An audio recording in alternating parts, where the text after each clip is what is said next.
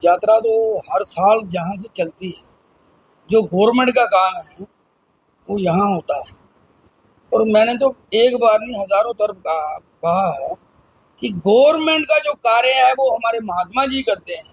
पर गवर्नमेंट का कहीं फर्ज बनता है कि इनके साथ चले। एडमिनिस्ट्रेशन ने तो पूरा अपना काम किया, उनको साधु गवर्नर साहब ने भी जो काम करना है उन्होंने भी किया।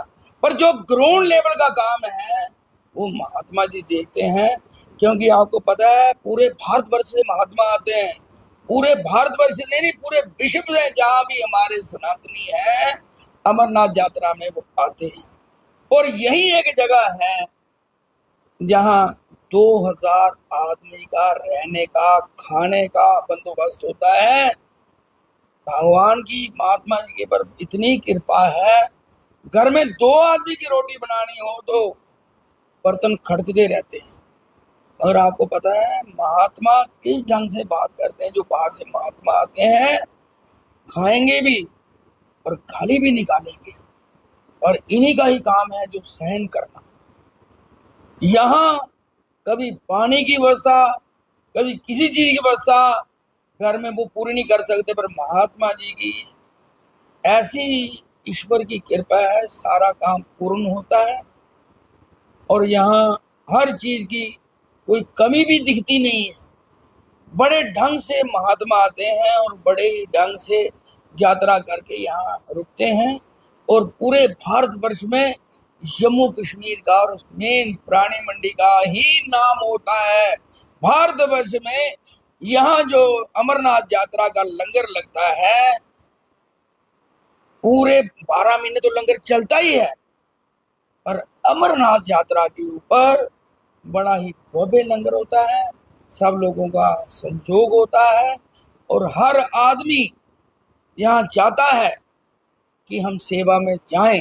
सेवा उसी की ही लगेगी जिसकी भगवान चाहेंगे। तो इसीलिए हर आदमी ने जब कहीं हवन होता है तो हवन के बाद जरूर उसमें पूर्ण आहुति डालता है। अगर हम पहले ही इस यज्ञ में पूर्ण आहुति डालने का काम करें तो मैं कहता हूं भारतवर्ष में जम्मू कश्मीर का नाम तो है, पर जम्मू कश्मीर के जो आवाम है, जहाँ के रहने वाले हैं, उनका भी जिगर चलेगा कि वो देवभूमि है। देवभूमि तो है, पर देवभूमि में रहने वाले लोग जो हैं उनके अंदर कहीं धर्म जो है वो जागृत है। तो मैं यही कहूँगा कि हमें हर जगह बढ़ चढ़ के हिस्सा लेना चाहिए। धर्म के कामों में कभी भी हमें पीछे नहीं हटना चाहिए। भगवान उसी पे कृपा करता है। कहते हैं जो दे गया वो सब कुछ ले गया, जो जोड़ गया वो सब कुछ छोड़ गया। पैसा साथ जाने वाला नहीं है, जाने वाला एक ही चीज है, जो हम कर्म करके जाएंगे ये हमारे साथ चलेगा। बड़े बड़े आए, अभी जब कोरोना आया था लोगों ने पैसा भी ढेरी लगा दिया, भी जान बचे नहीं बच पाई। अब जब प्राण निकलते हैं, अब कोई बोले 1 मिनट के लिए मुझे छोड़ दो, वो नहीं छोड़ेंगे। अभी आपके पास समय है, आप इसे समय में सत्कर्म पे लगा सकते हैं। मैं तो यही कहूँगा जब यहाँ लंगर का शुरू होता है हम 2 महीने पहले यहाँ आए, यहाँ संत महात्मा जी से पूछे कि हमें किस चीज की आपको कमी है, हम वो पूरी करें। जब वो पूरी हो जाती तो वो क्या करेंगे, यहाँ कोई स्टोर तो रखना नहीं है।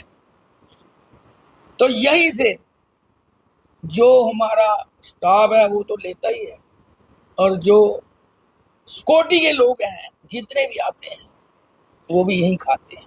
आपने देखा जब कोविड में भी कम से कम 1000-2000 का यहाँ प्रसाद बनता था लोगों का, और सारे शहर में वितरण होता था। तो जब हम कोई कहीं जाके पूर्ण आहुति डालेंगे तो तभी तो ये भी खिला सकेंगे। पत्थर भी उसी को मारते हैं जो फल वाला होगा, जो बिना फल वाला उसे कोई नहीं पूछता।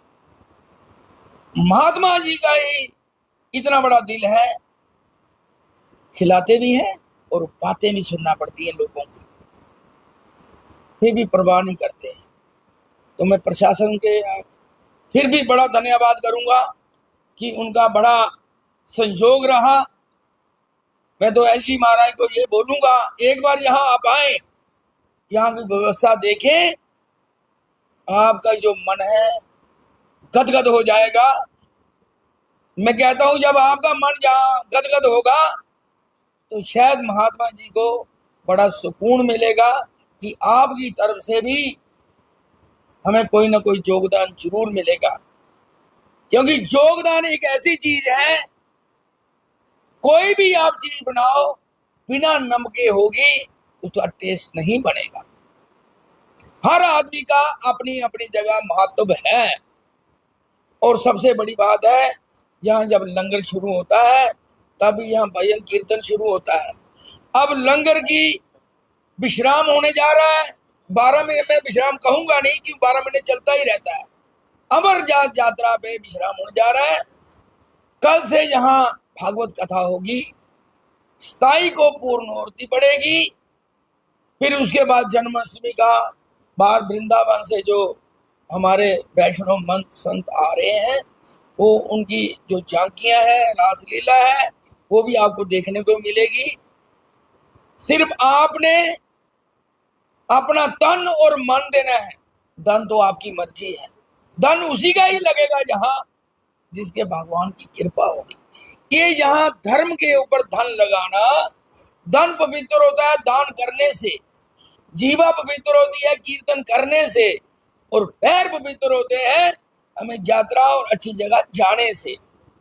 तो धन को पवित्र करने का एक ही रास्ता है कि हम सत्कर्म पर लगाएं, कहीं ना कहीं अपना योगदान हम अपना रखें। तो मैं पूरे शहरवासियों से यही प्रार्थना करूंगा, कल से जहां कथा है आप आए और कथा की शोभा बढ़ाएं और कुछ ना कुछ लेके जाएं। देना क्या है हमने? देना परमात्मा ने जिसकी कथा होनी है। कभी भी आप सुनो, आत्मा का मेल परमात्मा के साथ है। तो जब आपको परमात्मा का नाम मिलेगा और आत्मा प्रसन्न होगी, अगर आत्मा प्रसन्न होगी तो आपका पूरा परिवार प्रसन्न होगा। अगर पूरा परिवार प्रसन्न होगा तो आपके पितर किए हुए वो भी प्रसन्न होंगे। गोलोक धाम में पहुंचेंगे, वहां से आपको आशीर्वाद आएगा, जिससे आपका घर में सुख शांति का आभास होगा। तो मेरा सबके आगे यही प्रार्थना है, कल से यहाँ कथा होने जा रही है, आप कथा की शोभा बढ़ाएं। और 28 को समापन होगी, विश्राम लेगी, और 28 को जहाँ समापन समारोह होगा। सब शहर के जाने माने लोग आएंगे, प्रशासन से भी आएंगे और साधु संतों का भी यहाँ आपको दर्शन मिलेगा। अगर भगवान को कहीं पाना है वो संतों के हृदय से, संतों के दर्शन से ही मिल सकते हैं, ऐसे कहीं नहीं मिल सकते। मेरा यही सबके आगे प्रार्थना रहेगी, कल से आप आए और कथा की शोभा बढ़ाएं और आगे यहाँ आप कुछ ना कुछ लेके ही जाएंगे। दे के आपने थोड़ा सा टाइम देना है। और दुनिया भर का आपको पता है, जब माता पार्वती और शंकर जी ने यहाँ अमर कथा ही सुनाई थी। अमर कथा ये हमारी वही भागवत कथा है जो अमर कथा है, ये अमर करती है। तो इसीलिए ज्यादा ना बोलते हुए, अगर बोलूंगा तो दिन भर बोलता रहूं तो ये बातें समाप्त नहीं होंगी। तो इसलिए आप कल से आए, जहाँ अमर कथा सुने, खुद भी तरें और परिवार को भी तारें, और आने वाले और जाने वालों के ऊपर भी ये भगवान कृपा ऐसी बनाए रखें कि हम संतों के चरणों में रहें। साधु संत के तुम रखवाले, असुर निकंदन राम दुलारे। जब हर जगह हनुमान चालीसा में लिखा है साधु संत के तुम रखवाले, असुर निकंदन राम दुलारे, इसलिए साधुओं को राम दुलारे बोला गया है। तो इसलिए जो भी हम इनकी वाणी से सुनते हैं उसका प्रभाव होता है। हम बाहर बैठ के कितना भी पढ़े, जब तक हमारी एडमिशन नहीं होगी हम क्लास में आगे नहीं पहुंच पाते। इन्हीं के मुख से, मुबारक बिन से सुना हुआ वो प्रमाण होता है। मेरा यही कहेंगे राधे राधे बोल के मैं इस वाणी को विश्राम लूंगा। मैं संतों के चरणों में प्रणाम करूंगा, इनसे आशीर्वाद लूंगा कि ये हमारी कृपा बनाए रखे। बस ऐसा ही समाज पर अपनी दया दृष्टि बनाए रखें, जिससे ये सारे कार्य सफल हों। श्री राधे।